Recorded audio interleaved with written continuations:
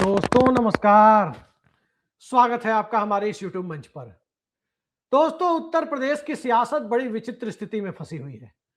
एक तरफ संत समाज है, दूसरी तरफ सामाजिक न्याय की राजनीति पीडीए के साथ नए फॉर्मेट में है, तीसरी तरफ लखनऊ बनाम गुजरात लॉबी की अंदरूनी खींचतान है, तो चौथी तरफ भारतीय जनता पार्टी के अंदर का सत्ता संघर्ष है। और इन सब के बीच उत्तर प्रदेश के मुख्यमंत्री की कुर्सी है। सवाल यही है कि 1 साल बाद होने वाले विधानसभा चुनाव में क्या योगी आदित्यनाथ के नेतृत्व के सहारे ही भारतीय जनता पार्टी आगे बढ़े या नए नेतृत्व की तैयारी करे। और इन सब के बीच मौका उत्तर प्रदेश दिवस का हो, और उत्तर प्रदेश दिवस के मौके पर उत्तर प्रदेश के दोनों उप मुख्यमंत्रियों को अलग अलग कार्यक्रमों में अहमदाबाद और दिल्ली में मौजूद रहना हो, लेकिन अहमदाबाद और दिल्ली में वाले कार्यक्रम में, घोषित कार्यक्रम में मौजूदगी के बजाय अगर उत्तर प्रदेश के दोनों डिप्टी सीएम अमित शाह के साथ लखनऊ में मौजूद हो और फिर बंद कमरे में भाजपा कार्यालय में अमित शाह की मीटिंग हुई हो, और उस मीटिंग के बाद की परिस्थितियां शंकराचार्य वाले बयान के और शंकराचार्य के साथ उत्तर प्रदेश में जिस तरह का बर्ताव हुआ या हो रहा है, और इससे भारतीय जनता पार्टी की राजनीति की जो छीछा लेदर हो रही है, उस चश्मे से पढ़ने की कोशिश करें तो साफ साफ दिखाई देता है कि जो द्वंद्व अब तक भारतीय जनता पार्टी के भीतर चल रहा था कि योगी आदित्यनाथ के चेहरे पर चुनाव में जाना उचित होगा या नहीं, उन्हें सीएम पद पर बनाए रखते हुए विधानसभा चुनाव लड़ना बीजेपी के लिए उचित होगा या नहीं, इन सब के बीच शंकराचार्य वाले मामले ने भारतीय जनता पार्टी में योगी आदित्यनाथ विरोधी खेमे की सोच को और ज्यादा मजबूत करने का काम किया। और उस परिस्थिति में अगर अमित शाह लखनऊ पहुंचते हो, बंद कमरे में बैठक करते हो, तो सबको आसानी से समझ में आ रहा है कि आखिर माजरा क्या है। भारतीय जनता पार्टी विचित्र स्थिति में फंसी हुई है, लेकिन भारतीय जनता पार्टी की परिस्थितियों की चर्चा और योगी आदित्यनाथ की कुर्सी की चर्चा के पहले आज लखनऊ में जो कुछ भी हुआ उस पर नजर डालना जरूरी हो जाता है। उत्तर प्रदेश दिवस का कार्यक्रम था, और उत्तर प्रदेश दिवस के कार्यक्रम के लिए देश के अलग अलग हिस्सों में, उत्तर प्रदेश के बाहर के हिस्सों में भी कार्यक्रम की तैयारी थी। आज और कल 2 दिन ये कार्यक्रम चलना है, कहीं कहीं 3 दिन भी चलना है। और इसी कार्यक्रम में अहमदाबाद में उत्तर प्रदेश के डिप्टी सीएम ब्रजेश पाठक को जाना था, तो दिल्ली में दूसरे डिप्टी सीएम केशव प्रसाद मौर्य को जाना था, लेकिन दोनों डिप्टी सीएम आज लखनऊ में ही रहे। यूं कहें कि भारतीय जनता पार्टी के शीर्ष नेताओं में से एक गृह मंत्री अमित शाह जब लखनऊ पहुंचे तो उनकी अगवानी पंकज चौधरी ने की, और जब कार्यक्रम के फोटो सामने आए तो उसमें गृह मंत्री के साथ मुख्यमंत्री योगी आदित्यनाथ भी थे, तो दोनों डिप्टी सीएम ब्रजेश पाठक और केशव प्रसाद मौर्य भी थे, और प्रदेश अध्यक्ष पंकज चौधरी भी थे। मतलब भारतीय जनता पार्टी का उत्तर प्रदेश का पूरा शीर्ष नेतृत्व मौजूद था। एक तरफ जहां इस कार्यक्रम की तैयारी चल रही थी, बिल्कुल उसी वक्त शंकराचार्य अविमुक्तेश्वरानंद का एक बयान आया जो मुख्यमंत्री के खिलाफ और उप मुख्यमंत्री केशव प्रसाद मौर्य की प्रशंसा करते हुए था। केशव प्रसाद मौर्य के पक्ष में वो बोल रहे थे, सकारात्मक बातें बोल रहे थे, तो दूसरी तरफ योगी आदित्यनाथ को गुस्से में रहने वाला और भी तमाम तरह की बातें वो कहते हुए नजर आए। अब एक सवाल इसमें यह फंसता है कि योगी आदित्यनाथ भी संत परंपरा से आते हैं, काफी सम्मान है गोरक्ष पीठ का, और गोरक्ष पीठ के महंत योगी आदित्यनाथ जो महंत के साथ साथ मुख्यमंत्री भी हैं, मोदी के बाद योगी का नारा उनके समर्थक लगाते हैं। इस परिस्थिति में संत समाज की तरफ से अगर योगी आदित्यनाथ के खिलाफ बयानबाजी शुरू हुई तो इसके लिए उत्तर प्रदेश की सरकार को भी कम जिम्मेदार नहीं माना जाना चाहिए, चाहे सरकार किसी भी पार्टी की हो, किसी भी दल की हो, संत किसी भी धर्म के हो। कहीं भी संत के साथ, संत परंपरा से जुड़े हुए लोगों के साथ किसी भी तरह का दुर्व्यवहार शासन प्रशासन के लोगों को नहीं करना चाहिए। लेकिन उत्तर प्रदेश में जो हुआ वो दुखद है, और उसके बाद ये बयानबाजी में जो तब्दील हुआ वो और ज्यादा दुखद है। लेकिन इस बयानबाजी से नुकसान भारतीय जनता पार्टी का भी हुआ और सबसे ज्यादा मुख्यमंत्री योगी आदित्यनाथ का हुआ। लेकिन क्या योगी आदित्यनाथ का जो नुकसान हुआ, राजनीतिक तौर पर नुकसान हुआ, क्या उसका फायदा योगी विरोधी खेमे को मिलता दिख रहा है? क्योंकि योगी विरोधी खेमे कई स्तरों पर तैयार हो रहे थे। लोकसभा चुनाव के नतीजों के बाद भारतीय जनता पार्टी के शीर्ष पर हावी, जिसे गुजरात लॉबी लोग कहते हैं, उस गुजरात लॉबी के बारे में भी कहा जाता है कि योगी आदित्यनाथ की जगह एक इलेक्टेड नहीं सिलेक्टेड चीफ मिनिस्टर, पर्ची से निकालने वाले मुख्यमंत्री को बिठाए जाने की चर्चा कब से जोरों पर थी। और जोरों पर होने का कारण योगी आदित्यनाथ का रवैया या लोकसभा चुनाव में सीटें कम होना तो हो सकता है, लेकिन एकमात्र कारण लोकसभा चुनाव में भारतीय जनता पार्टी का खराब प्रदर्शन ही नहीं है। इसके पीछे कई सारे दूसरे कारण भी हैं। उत्तर प्रदेश में ही बीजेपी का प्रदर्शन खराब नहीं हुआ। नायब सैनी, जिनको लोकसभा चुनाव के ठीक पहले मुख्यमंत्री बनाया गया, उनके मुख्यमंत्री रहते हुए उत्तर प्रदेश में, हरियाणा में भारतीय जनता पार्टी की सीटें कम हुई। इसके अलावा भजन लाल शर्मा के मुख्यमंत्री रहते हुए राजस्थान में भी भारतीय जनता पार्टी को 11-12 सीटों का नुकसान हुआ। कई राज्यों में भारतीय जनता पार्टी को सीटों का नुकसान हुआ, लेकिन बाकी जगह मुख्यमंत्री नहीं बदले गए। चर्चा उत्तर प्रदेश की हो रही है। तो उत्तर प्रदेश की चर्चा के पीछे जो बहाना लिया जा रहा था, जो लंबे समय से प्लॉट तैयार किया जा रहा था, वो प्लॉट दरअसल ये था कि बिहार में जब नीतीश कुमार ने जाति जनगणना कराई और उससे जो विमर्श का स्तर हिंदुत्व की जगह जाति में तब्दील होने लगा, कमंडल की जगह मंडल में तब्दील होने लगा, उसके बाद उत्तर प्रदेश में एक सवर्ण का मुख्यमंत्री बनना भारतीय जनता पार्टी की चुनावी संभावनाओं पर ग्रहण लगा रहा था। लोकसभा में चुनाव में ऐसा हुआ भी, वरना योगी आदित्यनाथ का मुख्यमंत्री बनने के पहले जब भाजपा के पास यूपी में सत्ता तक नहीं थी, तब 80 में 71 सीटें भाजपा ने जीती। योगी आदित्यनाथ के मुख्यमंत्री बनने के बाद जब बुआ बबुआ गठजोड़ जिसे कहा जाता है, अखिलेश यादव और मायावती का सपा बसपा गठबंधन, उस गठबंधन में भी भारतीय जनता पार्टी को मात्र 9 सीटों का ही नुकसान हुआ, तब भी 62 सीटें मिली।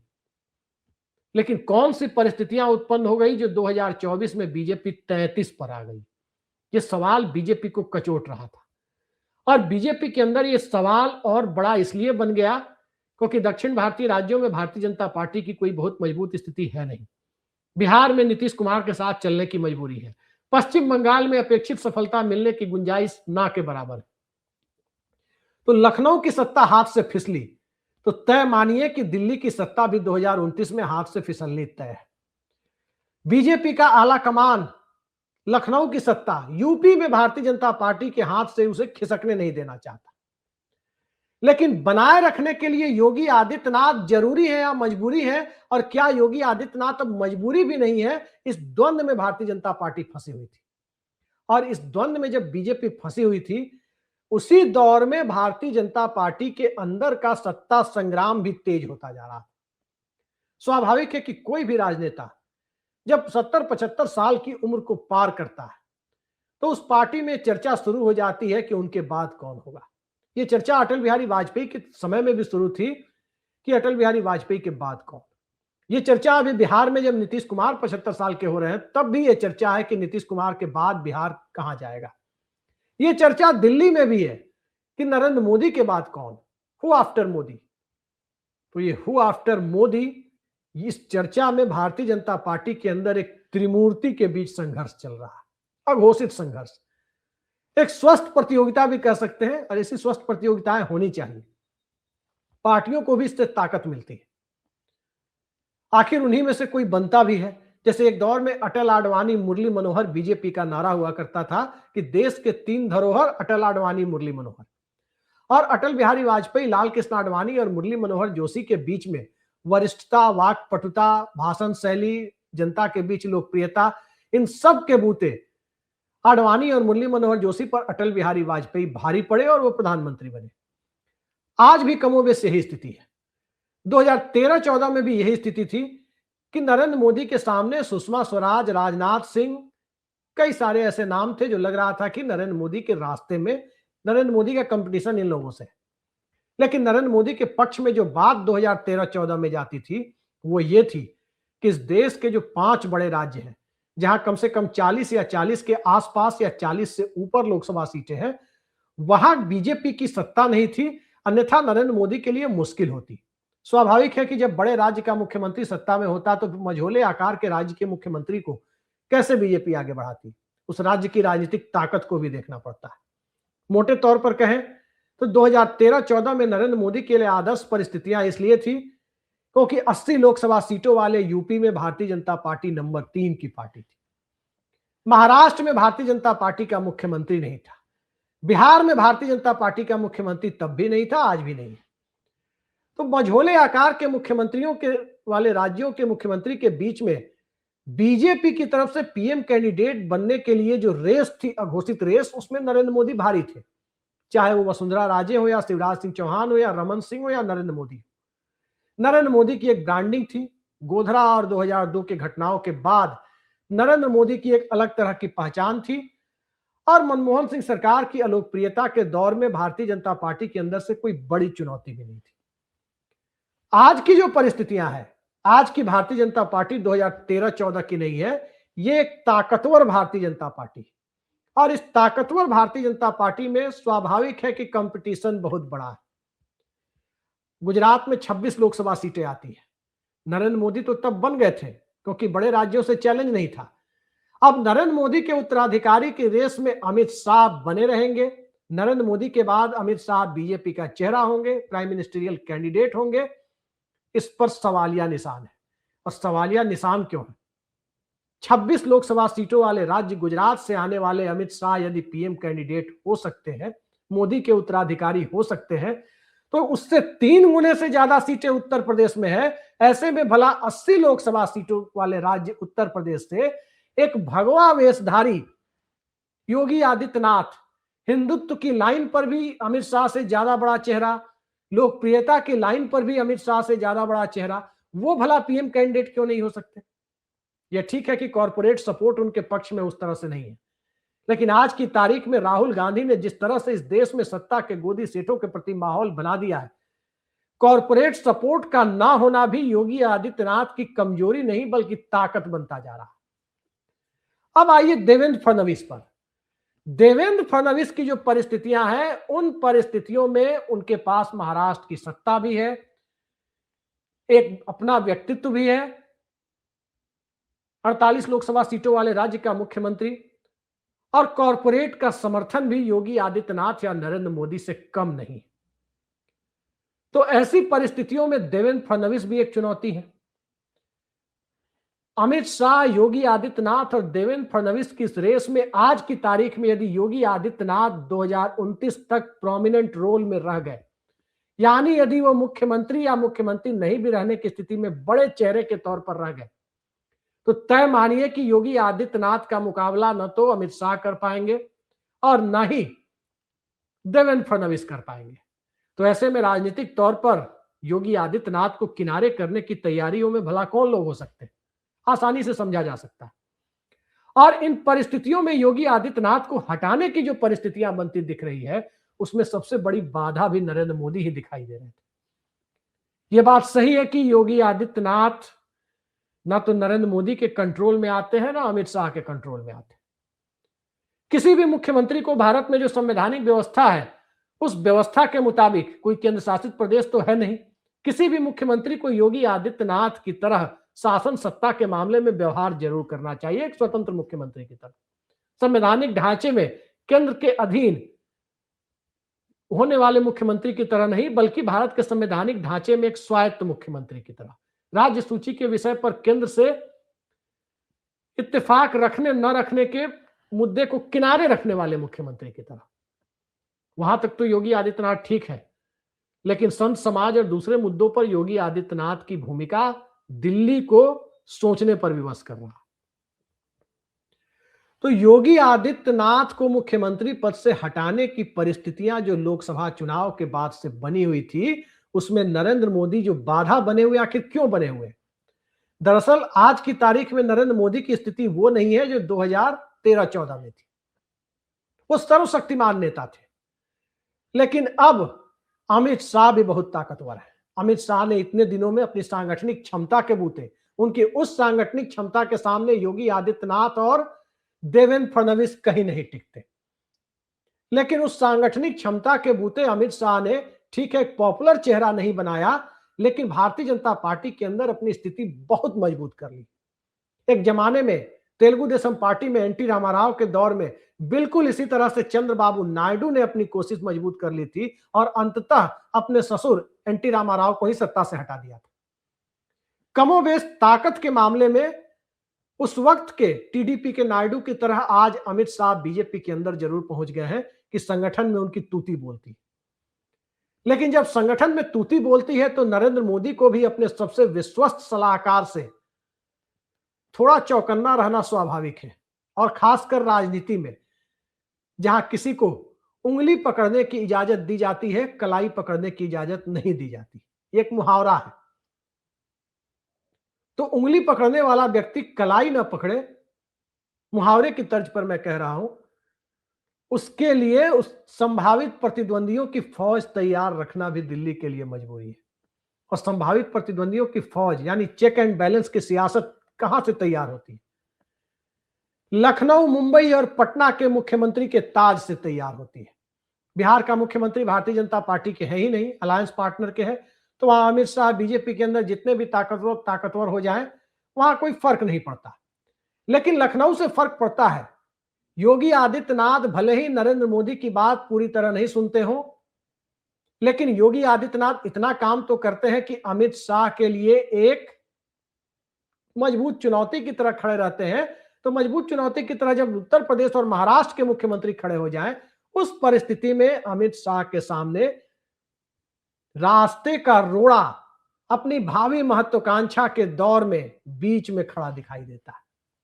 तो रास्ते को रोड़े को राजनीतिक तौर पर भला कौन निपटाना नहीं चाहता? लोकसभा चुनाव ने एक बहाना दिया, अखिलेश यादव के पीडी और मंडल पॉलिटिक्स ने दूसरा बहाना दिया कि नहीं हटाया जाएगा तो फिर दिक्कतें होंगी। और इन सब परिस्थितियों में शंकराचार्य वाले विवाद ने तीसरा बहाना दिया। और शंकराचार्य के बयानों को देखिए और गोदी मीडिया का समर्थन जिस तरह से उन्हें मिल रहा है उसे भी देखिए। गोदी मीडिया के दौर में भाजपा के किसी नेता के स्टैंड के खिलाफ किसी व्यक्ति या किसी शंकराचार्य के स्टैंड के समर्थन में यदि गोदी मीडिया बोलता नजर आए तो क्या यह दिल्ली और गुजरात लॉबी के इशारे के बिना संभव है? स्वाभाविक है कि संभव नहीं है। तो कहीं ना कहीं योगी आदित्यनाथ को निपटाने के खेल में कई तरह के खेल का सहारा लिया जा रहा है। परसेप्शन खराब करना कि ये हिंदू हृदय सम्राट नहीं है, ये तो एक खास जाति विशेष के नेता है, कथित ठाकुरवाद का आरोप। दूसरी तरफ जिस संत समाज से आने की बात योगी आदित्यनाथ कहते हैं और संत समाज से आते भी हैं, उसी संत समाज से उनके खिलाफ कुछ उनकी अपनी चूक भी रही है कि उन्होंने भी मौका दे दिया जाने अनजाने में। उसी संत समाज से योगी आदित्यनाथ के खिलाफ एक मजबूत मोर्चाबंदी हुई है, और मोर्चाबंदी भी हो रही है और केशव प्रसाद मौर्य की ब्रांडिंग भी हो रही है। यानी एक तरफ बीजेपी के कमंडल के दायरे में मंडल को आगे बढ़ाने की कवायद भी हो रही है, तो दूसरी तरफ संत समाज से भी विरोध कराया जा रहा है। तो ये पूरा खेल दिख रहा है कि आखिर जा किधर रहा है। नरेंद्र मोदी कितना सहमत होंगे, आरएसएस कितना सहमत होगा, ये बड़ा सवाल है। लेकिन एक बात जरूर है कि संत समाज के साथ टकराहट की परिस्थितियों को तो आरएसएस भी पसंद नहीं कर रहा होगा, इससे इनकार नहीं कर सकते। सवाल यही है कि भारतीय जनता पार्टी को जो फैसला लेना है उसमें आगे कुआं और पीछे खाई की स्थिति है। बीजेपी का नुकसान दोनों ही परिस्थितियों में तय है। योगी आदित्यनाथ बने रहेंगे तब भी लोकसभा चुनाव जैसे नतीजे यूपी में आ सकते हैं, क्योंकि पीडीए चल गया तो फिर बीजेपी का कोई दांव काम नहीं करेगा। अगड़ा बनाम पिछड़ा की सियासत मजबूत हो गई, कोई हिंदुत्व का ब्रांड नहीं टिकेगा। और पीडीए को चलने से बचाने के लिए अगर उत्तर प्रदेश में भारतीय जनता पार्टी ने योगी आदित्यनाथ का विकल्प चुनाव के पहले तैयार कर दिया, यानी चुनाव के पहले ही नायब सैनिक की तरह नया मुख्यमंत्री बना दिया, तब भी तय मानिए कि बीजेपी को बड़ा नुकसान होगा। तब जिस ढंग से ठाकुरवाद का आरोप योगी आदित्यनाथ के ऊपर चस्पा किया गया है, योगी आदित्यनाथ को हटाए जाने के बाद यूपी ही नहीं इस पूरे देश में राजपूत समाज के बीच बड़ी तीखी प्रतिक्रिया भाजपा के खिलाफ हो सकती है, और बीजेपी को उसका भी एहसास है कि उसका मुकाबला कैसे करेंगे। मोटे तौर पर भारतीय जनता पार्टी अभी ये देख रही है कि किस नुकसान की भरपाई ज्यादा जरूरी है। बनाए रखने में भी नुकसान है, हटाने में भी नुकसान है, और उसी कोशिश में बीजेपी लगी हुई है। और इसी कोशिश के बीच में लोकसभा चुनाव के बाद जो योगी विरोधी खेमे को थोड़ी ताकत मिली थी, अब शंकराचार्य वाले विवाद और संत समाज के सामने आने के बाद अब उसे थोड़ी और मजबूती मिली है। योगी आदित्यनाथ इस परिस्थितियों का सामना कैसे करेंगे, ये बड़ा सवाल है। और इसी सवाल के इर्द गिर्द भारतीय जनता पार्टी की राजनीति घूम रही है। लेकिन मत भूलिए, योगी आदित्यनाथ के लिए भी चित्त भी मेरी पट भी मेरी वाली स्थिति है। यह बात योगी आदित्यनाथ बखूबी जानते हैं। उत्तर प्रदेश के मुख्यमंत्री इस बात को बखूबी जानते हैं कि भारतीय जनता पार्टी अगर सत्ता में आती है उत्तर प्रदेश में 2027 में, तब भी योगी आदित्यनाथ को मुख्यमंत्री शायद न बनाया जाए, तब भी शिवराज सिंह चौहान वाला खेल उनके साथ हो जाए। चुनाव जिता के शिवराज सिंह चौहान लाए, मुख्यमंत्री मोहन यादव बना दिए गए। लेकिन अगर योगी आदित्यनाथ के मुख्यमंत्री रहते हुए भारतीय जनता पार्टी हार जाती है, तो योगी आदित्यनाथ का कद भारतीय जनता पार्टी की राजनीति में ऊपर उठता जाएगा। ज्यादा पुराना वाकया नहीं है, राजनाथ सिंह के मुख्यमंत्री रहते हुए भाजपा तीसरे नंबर पर खिसकी थी। नतीजा यह हुआ कि केंद्र की सत्ता से भी फील गुड और इंडिया साइनिंग के साथ बीजेपी विदा हो गई थी। और ज्यों-ज्यों यूपी में भारतीय जनता पार्टी का कद गिरता चला गया, राजनाथ सिंह का राजनीतिक कद ऊपर उठता चला गया। और जैसे ही भारतीय जनता पार्टी दोबारा उत्तर प्रदेश में मजबूत हुई, राजनाथ सिंह राजनीतिक तौर पर किनारे लगाए जाने शुरू हो गए। इस तथ्य को योगी आदित्यनाथ बखूबी जानते हैं कि अब उन्होंने वो स्थान पा लिया है जहां से राजनीति में उन्हें इग्नोर करना मुश्किल है। लेकिन मुख्यमंत्री पद से हटाया गया यदि, तब योगी आदित्यनाथ की पोजीशन कमजोर हो सकती है। लेकिन योगी आदित्यनाथ के मुख्यमंत्री रहते हुए भारतीय जनता पार्टी विधानसभा चुनाव अगर हार गई, उसके बाद योगी आदित्यनाथ का कद राजनाथ सिंह की तरह ही बढ़ते जाने की संभावना है। क्योंकि यूपी हारने का मतलब होगा कि 2029 में, 27 में यूपी हारेगी तो 29 में केंद्र में हारना तय हो जाएगा। और केंद्र में हारने के बाद मोदी के साथ ही अमित शाह की ताकत भी खत्म हो जाएगी। अमित शाह की ताकत खत्म होगी तो स्वाभाविक है कि नेतृत्व के लिए उत्तर प्रदेश की तरफ देखा जाएगा। कोई चारा नहीं बचेगा।